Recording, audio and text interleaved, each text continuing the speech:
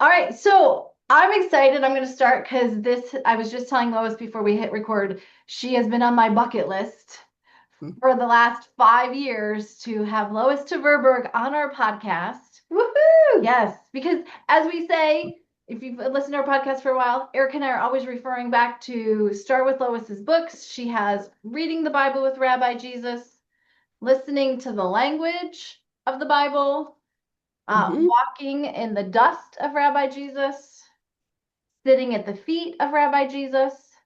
And I'm sure there's more. I just don't have them all. Great. I always joke that my next book is going to be Jumping in the Jordan with Rabbi Jesus. But we decided we've been wearing out that motif, so we got to do something that's not Rabbi Jesus now. So But yeah, it's a good motif. that's right. Yep. Yes. Yes. So we want to just officially say welcome, Welcome. Lois.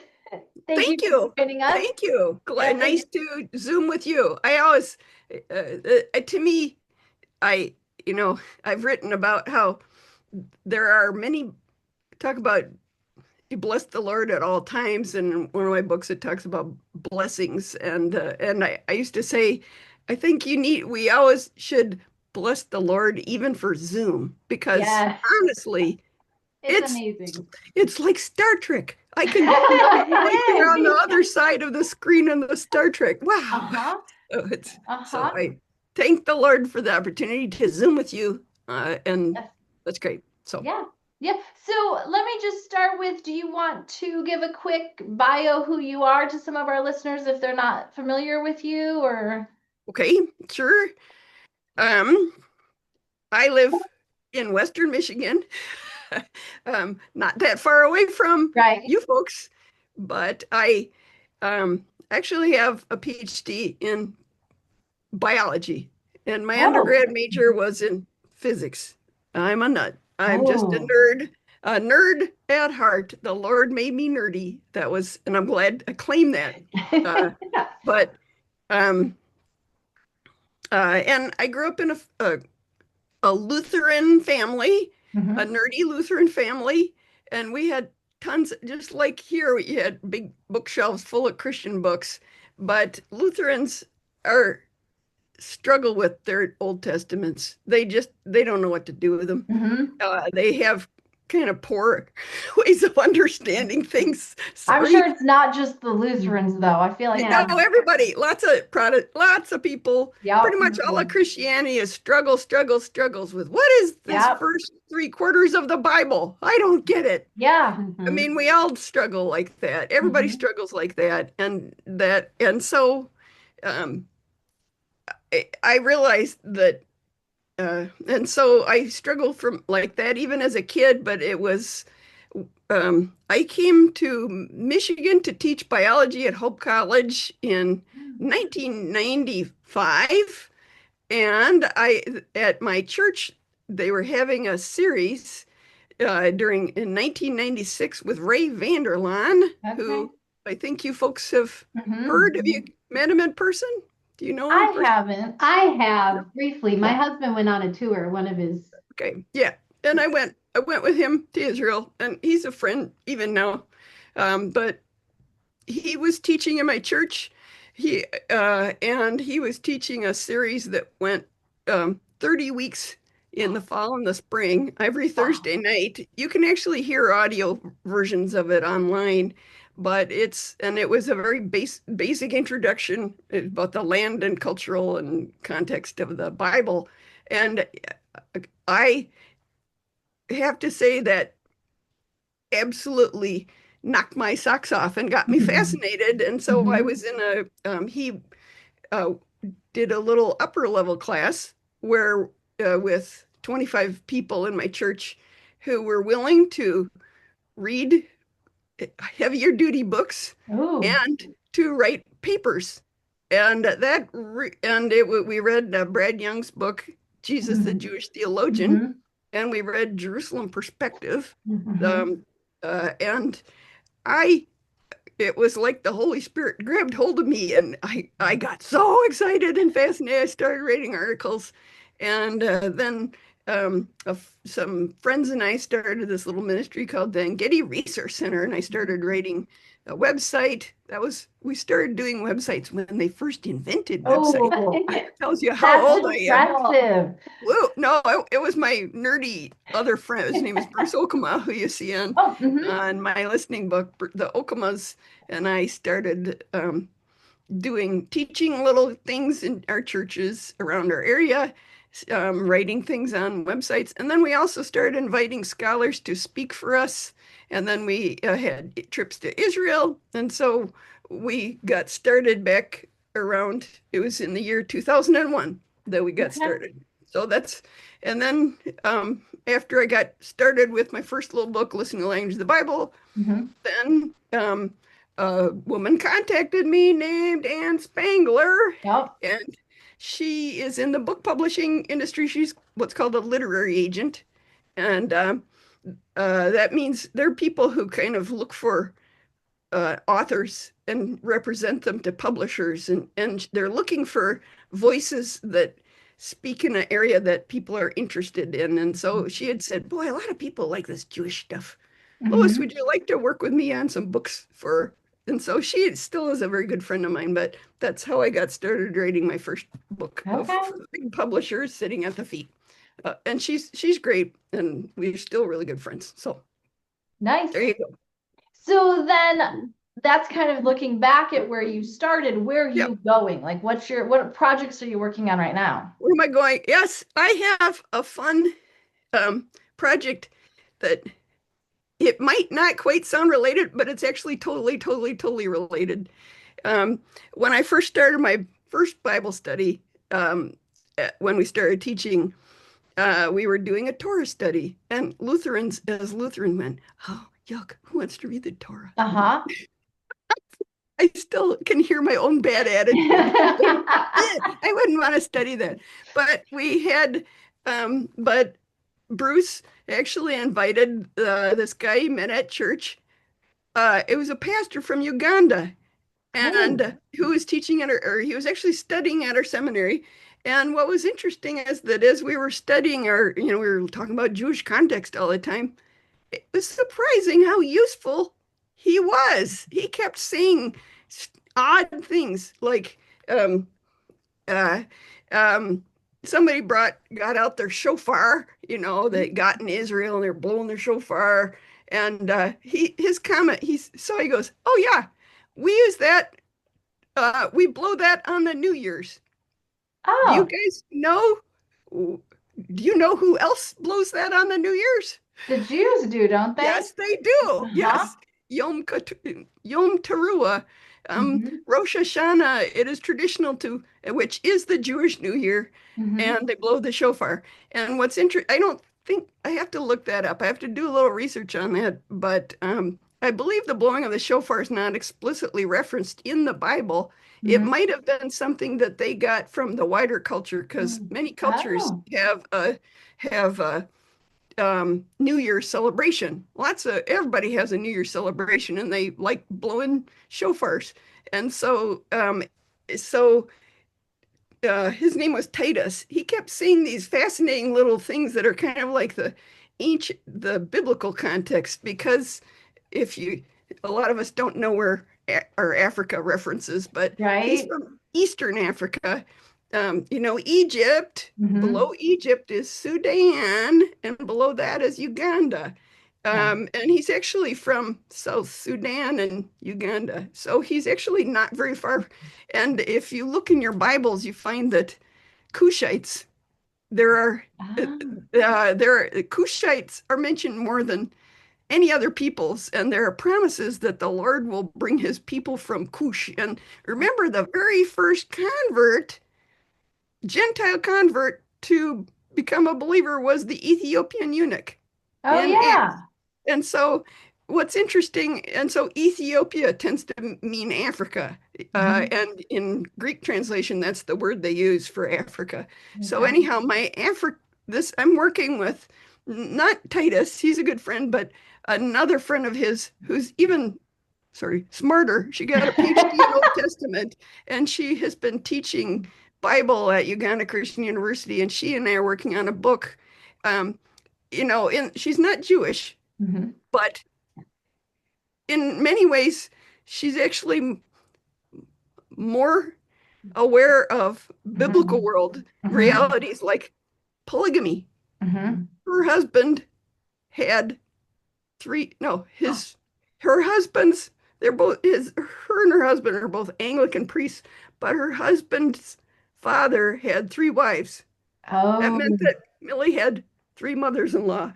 oh. And they very much still understand the idea of levirate marriage, where Hmm. if a man dies, that the family needs to arrange for some other brother in the family to take her on as his wife, Hmm. so that she can have an heir, so that she can stay on the land. Because if you Hmm. don't have children that are going to inherit the land, the woman will actually be, hate to say it, forced to give up her children who are the husband's family children, has to go get another husband Oh, because she's not allowed to be on their land if she's not raising children going to inherit their land, because she's not going to have somebody else's children on their land. So it's wow.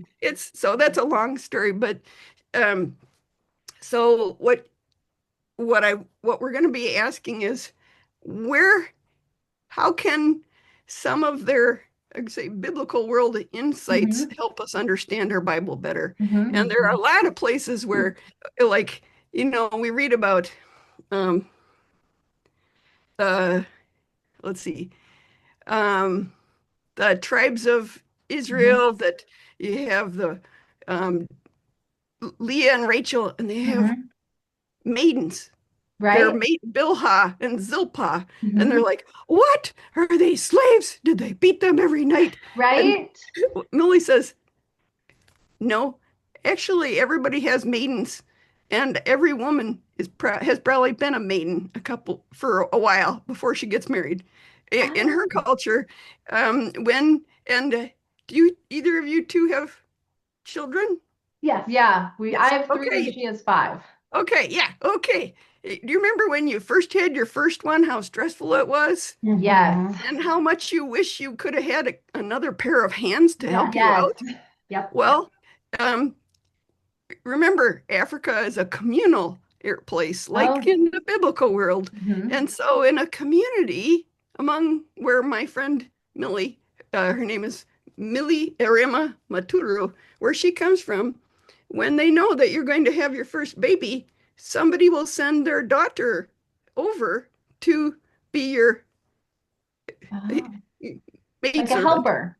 Yeah, help, exactly. And Hmm. That is a sometimes they great even send, idea.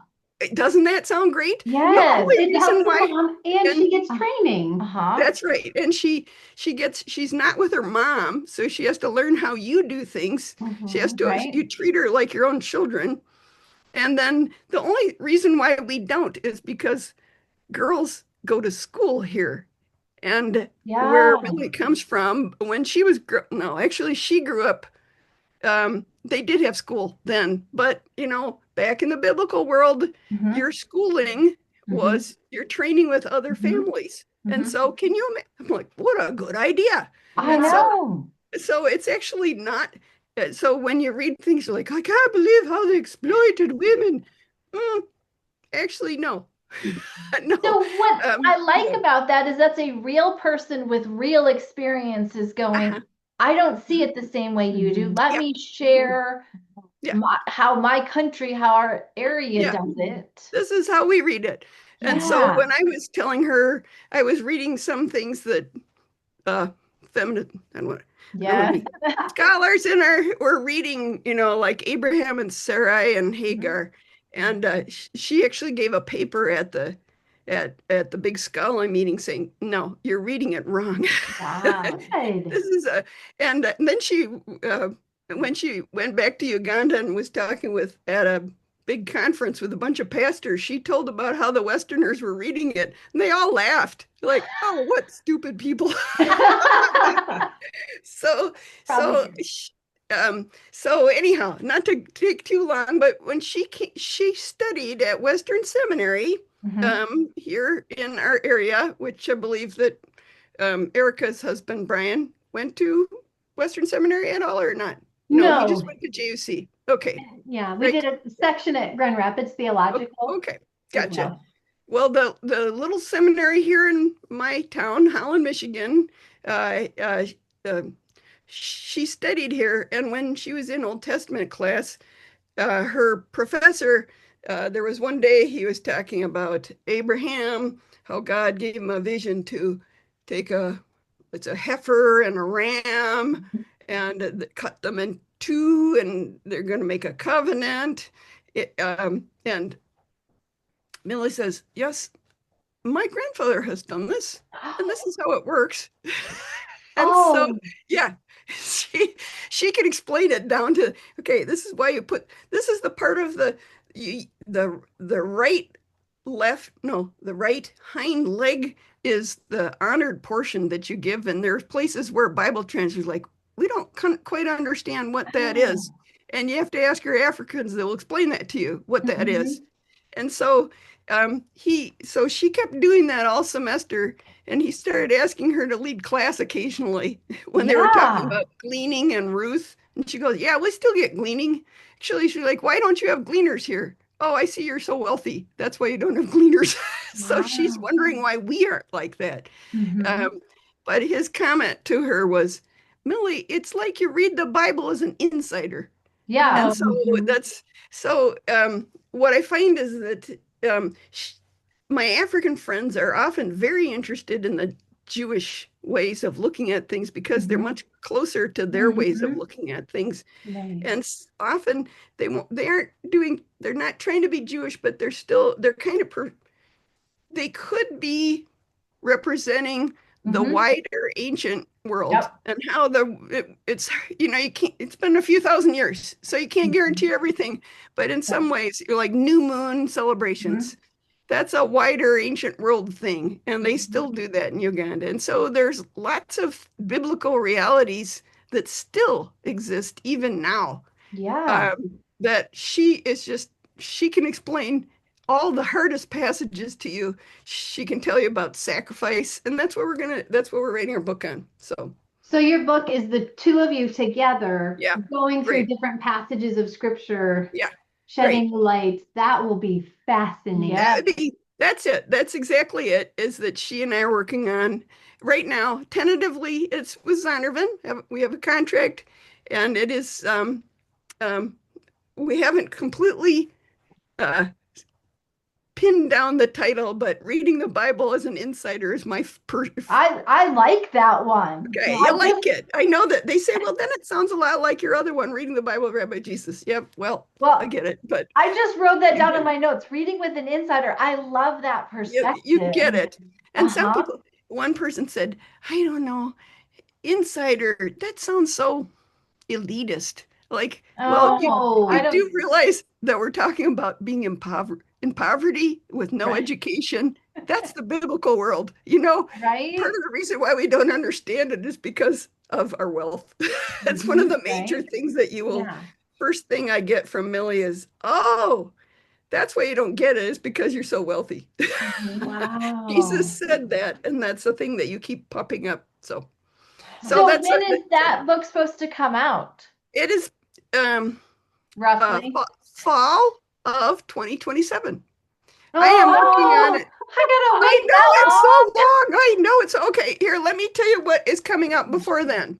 Also, Lord willing, but um, uh, Ray Vanderland's videos, they were produced by Focus on the Family, Right. right? And Focus invited me to come out, and I made some little videos with them, which they haven't put up yet, but they also worked with me on making a updated version of my Listening to the Language of the Bible book, Oh. and that's supposed to come out this fall. And Oh, nice. it'll have the same title, but I guess it'll have a new cover, which I have not seen yet. Okay. And so if you want to know what's coming out, that's my next one, Okay. is my Listening to the Language of the Bible, my updated version that will be published by Focus on the Family, and Tyndale is that book. So Okay. that's what's going on. Yep. Are you doing new words? Or are you just like, okay, I've studied this word again and now I have more to add Um, to it?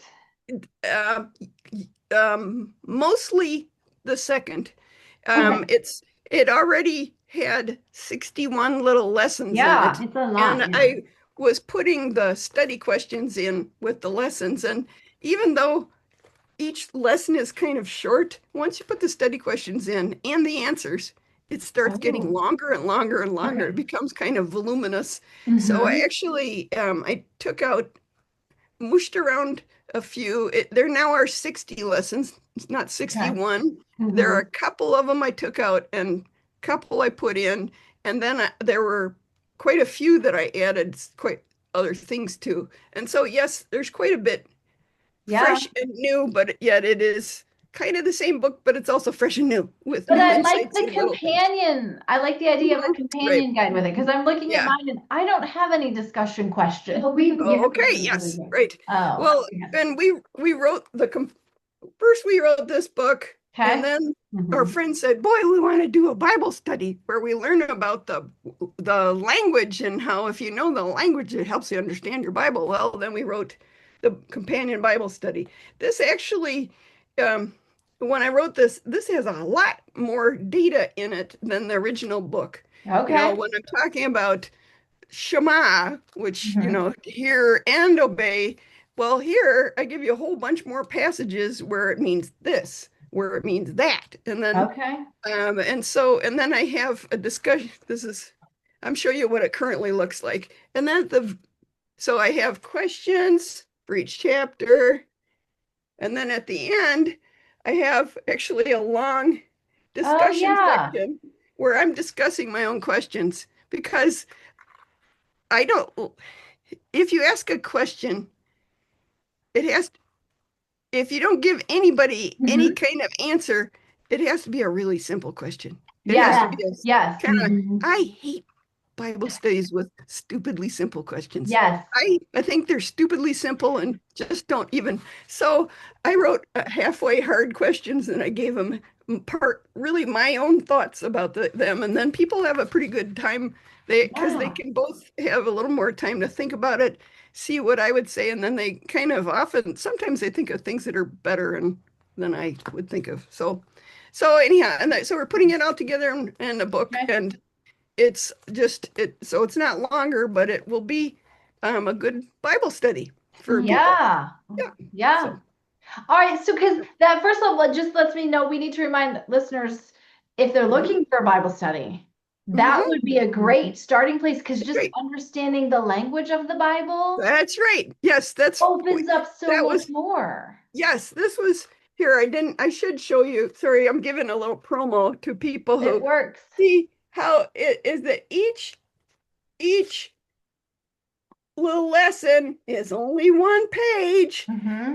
Um, so people kind of like the fact that there's a low commitment level, right? Right? There are some people who said, I put this by my toilet so I can read Uh-huh. it in the bathroom. Uh-huh. And but then we also had an Old Testament professor who assigned it to all of his first year students. Yeah. So it's low or high commitment with Mm-hmm. how much energy you want to put in. But we also did this because we realized we made them like little Pringles. It's like Pringles. As you eat one, you're like, I need to eat another. You can't stop. Uh-huh. I need to eat another. And so Pringles. And so each little one is a little, oh, I didn't realize that. As I say, an aha moment of a Mm-hmm. cultural insight that helps you understand your Bible better. And that Mm-hmm. was I started there because I knew that that was also a way to on-ramp people who are like, I think I understand this, but I don't think I understand this. Right? So that's how we started. Right. That was my first one and we're doing it again. I So, like it. yep. So then, obviously, we always recommend you when we say people are starting, we're like, get Lois's books. All her books are good. Other than your own books, who would you recommend people start with? Well, I don't, ironically, I was sitting there thinking, where do I put that? Well, if you have any of my books, there's always long lists of bibliography at the back. And then if people order books from my website, I always include my little sheet of recommended resources Is this Okay. backwards or can you see Yep, it? no, we see it. Rec Our father Abraham. Recommended resources on Jesus in context. And so these are books that are my next go-tos. New Light on the Difficult Words of Jesus is Mm-hmm. actually another one that my ministry produced. David Biven, Oh. is as a scholar, he has been a father to me in scholarship, because many he taught at JUC many years ago, a little while. Many of the professors from JUC are ones that I've studied with or worked with or whatever. And so but he worked with a group of Jewish scholars who they won super top awards on first century Judaism. And Mm-hmm. then they got interested in talking about reading the synoptic gospels and Jesus in light of Jewish material. And so New Light on the Difficult Words of Jesus, I also have, I don't have it. Oh, yes, I do. There we go. Look. Okay. Yep. uh, um, he has he wrote a journal called Jerusalem Perspective, which Mm-hmm. is still online.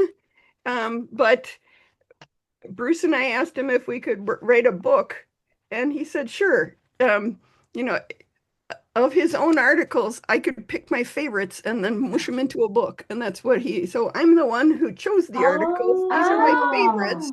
Oh. And in fact, like some of the most important stuff is about what is a rabbi? What was Mm-hmm. Jesus' education about? I got it from him, and he got it from his Jewish scholars. And so he's a Christian. He grew up in Oklahoma. Mm-hmm. Now he lives in Jerusalem with his wife. But so Jesus' education and what does it mean to be a rabbi and what does it mean to be a disciple? When he talks about being disciples, they Mm-hmm. actually knew what it meant already because it talks about that you've heard of Jewish scholars talking about that. So this is it's Okay. really kind of the background of what I write about. It's a little Okay. bit a notch up. So that Mm-hmm. would be a first one, along with Marvin Wilson's book, Our Father Abraham. And then Jesus the Jewish Theologian, The Gospel According to Moses. If a person orders a book from my uh um my store, Right. on one side I have my books, on the other side are just books that I recommend to keep reading if they want to keep reading. If they want to And nerd with I me. am going to put a link to your store in our show notes so Okay, that everyone can go look and great, start with wonderful. Lois and go from there. Thank you. Thank you. I feel like this is what the Lord has called me to do. I am not married. I especially when I talk to my African friends, Mm. to them it's like, what? Are you nuts? They don't say it quite like that, but that's just like in the biblical world, isn't it's unthinkable Mm-hmm. to to never marry. What? So, but I feel like the Lord gave me this, and this is what I Yeah. do. So Yeah. I say my books are my babies, and Right. they're rectangular, so they're hard to give birth to. So, So do you have a favorite then? do you have a favorite baby of yours? It depends on the day. Yeah, that would be it. That's it. That's it. That would be it. That's right. So that's right. Yeah. So Depends on then the day. what's one of your favorite, if you get like, I get to introduce people to the Jewishness of Jesus, Yeah. what's your favorite go-to aha Do. exciting moment for them? Okay. Well, here's one that I find it's a delight that I love to, and I got it from David Biven. Mm-hmm. So do I have in there? But it's here, I'll pull out. It's in my Walking in the Okay. Dust of Rabbi Jesus. Um, there's this odd little puzzler in the Sermon on the Mount, where Jesus, he says, the Sermon on the Mount has all these little kind of one-liners that's Mm-hmm. hard for us to figure out. It just feels like just random sayings random. We don't get how they all fit together, or Mhm. if they are supposed to even fit together. Maybe they're just random and we don't even have to. Well, part of it, he says the eye is the lamp of the body. Mm. If your eye, and I'm looking at the ESV, if your eye is healthy, your body will be full of light. But if your eye is bad, your body will be full of darkness. If the light within you is darkness, how great is that darkness? So um, there's no end of pious sermons that have been written Mhm. about it, about your eye is your heavenly outlook. Mhm. Your eye is your, I don't know. And the thing is that people have been guessing and guessing and guessing, and many people have no idea that he both having in Greek it says ophthalmos poneros. That means a bad eye. Mhm. There's that is paralleled with um, a good eye. And a good eye and a bad eye are idioms. They're Jewish idioms. Every language has idioms, and people Mhm. don't. We have idioms. Kick the bucket. You need to know Yeah. the culture. You can't say buckets, kick. I'll study what buckets are and kicking, and then I'll figure out the true meaning of that. If I understand buckets better and kicking, Mhm. then I'll understand it. No, you won't. And so you find these proverbs. Um, whoever has a good eye will be blessed because he shares his bread with the poor. Mm. Do not eat the bread of a bad eye because he's watching everything you eat and begrudging you all your Mhm. delicacies. So um, a good eye is a person who is generous with their money. And a bad eye is somebody who's stingy with their money. And it's actually kind of a theological point is when you're always kind of stingy, you have no compassion on others, and it's like your eyes are only at your own self. You're turned inward on yourself. And so when what's really cool about understanding that idiom is that it helps you understand that, the eye, if your eye is good, if you're a generous person, your life will be full of light because you're going to Mm. be generous and loving to other people. If your Mhm. eye is bad, meaning you're a stingy person, your whole life is going to be stingy. Mhm. And you're going to, because you don't believe as God is taking care of you, and you're sitting there worrying about your stuff all the time. And the cool thing about this is that, you could say, well, I don't know if that's really what this passage is about. Well, look at the line before it. Mhm. Mhm. Do not lay up for yourselves treasures on earth where moth and rust destroy, but lay up treasures in heaven. Mhm. There's something that's not, it's like, it's not all about the money. And Mhm. then the line right after this line, that's the I line is Matthew 6:22.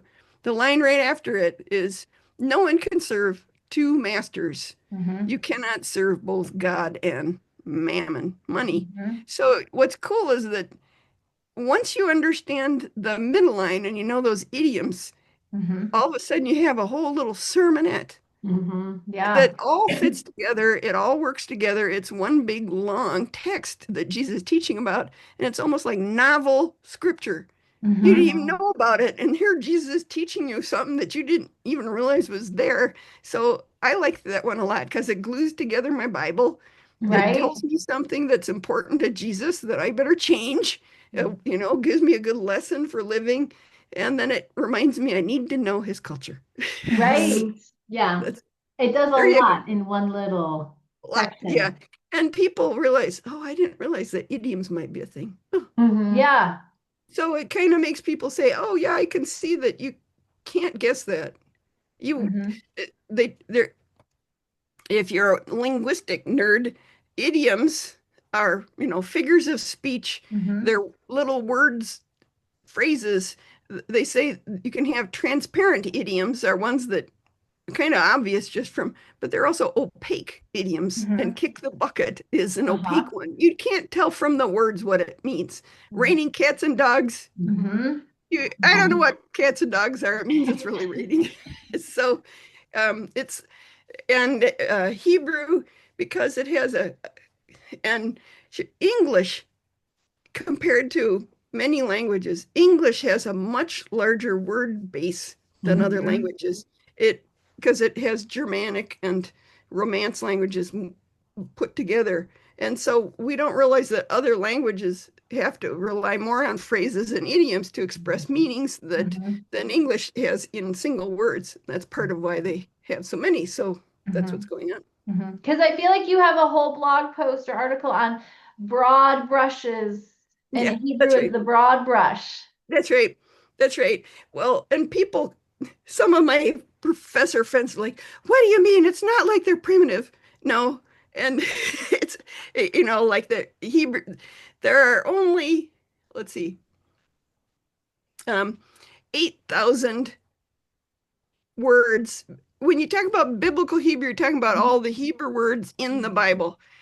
Of course, not every Hebrew word was used in the Bible. The word for cat, even though I have a cat, and there were cats in biblical times, there's no word for cat in the Bible. And so biblical Hebrew is bigger.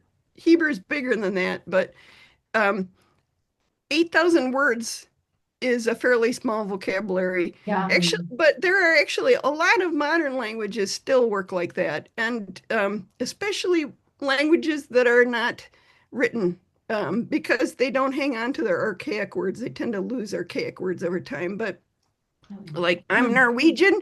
Norwegian is much smaller. French is about half the vocabulary of what English is. But a lot of, and then my African friends, they say, yes, it makes it so that we have to be smarter than you. Because we have to express things and infer things from how we're saying it. We can't just use every single other word in the dictionary that we just don't have it. We have to be smart.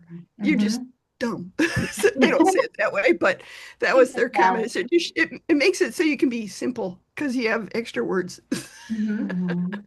So that's their comment. So a lot of languages are actually smaller, but Hebrew especially, you hear that because you hear every word. I'm nerding out with you. Go for it. There you go. Words have what we call a semantic range, is that one word has a multiple of meanings, that they in each language. In different languages, those semantic ranges can be different. I took French when I was in high school, and I don't need to teach you too much French, but in English, we can say, I know you, Erica. I know you, Veronica. I know you as friends. And I know Lois's books. You can know information, you can know people. In French, when you're talking about information, you say, je sais. I know. When you're talking about people, you say, je connais. Which is, I am familiar with. I know them as a friend. Our word know has a wider connotation. It has a wider semantic range. It doesn't mean that we're always trying confused. And we're not thinking broader thoughts about, I know this book. I'm familiar and I love this book. Like I know this person. But every language has different sets of meanings that can be associated with a word. And Hebrew tends to have very wide number of ideas associated with a single word compared to English, where we'll separate a whole bunch of things out. And sometimes you read a Hebrew. What's interesting, especially, is when you can look at where there are very wooden translations. Actually, the King James is a very wooden translation, and they'll try to be wooden. And there are some points where, like, the Hebrew word is so far away from an English meaning, we're just going to give Mm. up and we're going to give you a totally different meaning. And then it's very interesting. Like, oh, look at that. Look at how you, like, yare. Yare means to fear. Mm-hmm. It says, you shall, lots of places talking about the fear of the Lord. And like, yeah, because God's scary and bad. Ooh, scary. Well, it also says, you shall fear your mother and father. Mm. It also says, you shall fear my sanctuary, which really, and so what they really mean is revere. You Mm-hmm. shall show reverence. And then you hear in the New Testament, you hear about God-fearers. And there are places where you don't quite hear that they're actually changing it. It will talk about uh, um, let's see. I wish I knew it's an obscure place in the Hebrew Bible where it talks about that in Israel, when the Israelites came back and they were worshiping God and they also had foreigners among them. They didn't know how to worship God properly. Yeah. And they're Right. And so there were panicking. lions attacking them. Yep. And what they needed, they said, somebody please teach us the fear of the Lord. And the Mm-hmm. word fear there is actually about worshiping God. We Oh. we need to revere God correctly. Mm-hmm. And they're really talking about worshiping him. They're Mm. not talking about their inner thoughts at all or their emotions. They're talking about the sanctuary worship, because fear, to revere God is to offer up sacrifices correctly. And Mm-hmm. that because that word is so broad that it means worship at some Mm-hmm. point. So God-fearers in the New Testament totally fits. You see, Mm-hmm. but you see that the word yare is so broad that it goes past our own understanding of it. And we need to understand that sometimes yare is actually about worship and about that rather than then it can be about being afraid, it can be about being respectful, but it can even be about worship and obedience instead. So, Mm-hmm. isn't Mm-hmm. that fun? I love this stuff. That is fun. It is fun. But I'm looking at the time going, oh, it Okay. goes so fast. I do. I talk so much. I know. No, no, it's been Yep. so good because to me, as we're wrapping up the podcast, I'm hoping if listeners aren't familiar with you, they now go, oh, here's a treasure trove of books and an author and your website with your articles because you're just opening up so much more and Right. going, there's Mhm. so much more that I can dig into. That's right. That's right. And So I love your idea of reading with an insider. that's right. That's right. We're working on it. Pray for me. Yeah. It's every books are tough. You try to find the exact words. You remember when you were in college and you had to write papers and you felt Mhm. like, oh no, what is my professor? Well, it's hard not to be like that because like, what are my readers gonna? You're gonna grump at me if I say this, And so, but no, it's fun. So my friend here, I'll show you a picture. So she's from Uganda, um, Okay. which is within 100 miles from the equator. It is Oh. tropical. Tropical, tropical. It's like paradise there. It's between 65 and 80 every day of the year. But she came Oh. and stayed with me for a couple months and she loves shoveling. And so Oh. every time she came to seminary here and she likes snow. And so she would pray for snow. And when it snowed a lot, we blamed her. We said, Millie, it's Yeah. because the Lord answered your prayers. Yeah. So she and I had a Oh, great time. That was just, and she left just a couple weeks ago. And so I was now gonna it's say, fresh. has she been in Michigan this winter? Is why we have Yes, so much this winter, snow? this was why she was the problem. It was Okay. her. She wanted all and then, a week and a half ago, we had this nice warm period. Yes. She said, I am taking winter with me, and your winter will be done now. I'm like, I don't think so, Billy, but Uh-uh. Uh-uh. she was happy to take her to so anyhow, the point being, we've been studying together a long time, and Lord willing, Yeah. you're working on that right now, and it will be out in a while. And if you want to know, I have written several articles Hmm. as I've gone along about cool things that we've learned together. Hmm. And if you can tell your your readers and listeners that they can sign up on my email list. And I am very much not a spammer. I tell people if you want to not ever hear from me, get on my email list.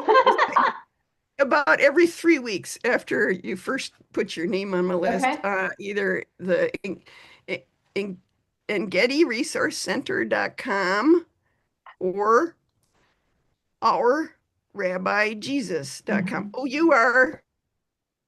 OURRABBIJESUS.com.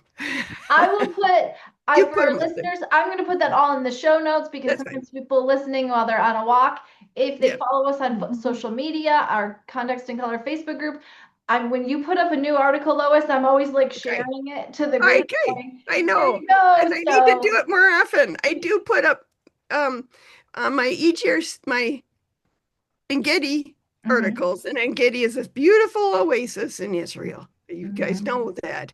You know, my on social media, I put up links to my older articles once every week too. So that if people are on Facebook, they can do that. But if they want to hear about new stuff, they need to get on my email list, which is, as I said, I don't spam. I really don't spam. I'm not like that.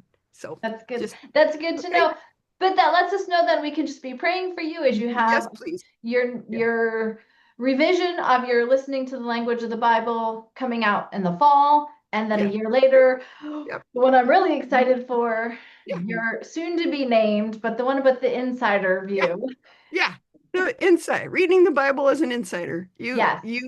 She has all sorts of really cool perspectives that she reads many texts very differently than the way we do. And she a lot of the hardest stuff, things that bothers us, sacrifices, curses, imprecatory psalms. What on earth? Oh golly, she can explain all that to you. She wanted me to write actually I know we're almost done. She wanted us to name the book Cruel Scriptures. So she just talked about the cruel scriptures. I think that's going to be one section we're going to have some chapters on cruel scriptures and how she explains them differently than we do. Wow. That would be, I am looking forward to this book. Good. Okay. Good. I'm glad. I just want to say thank you so much for coming. Like I say, you've been my bucket list. I can yay. We could end the podcast forever. Oh, golly. I made it. Oh, golly. Okay. There are more fun people that are good too. So yes. Not on my list. There you go. Thank you. Thank you Sure. very much, Lois.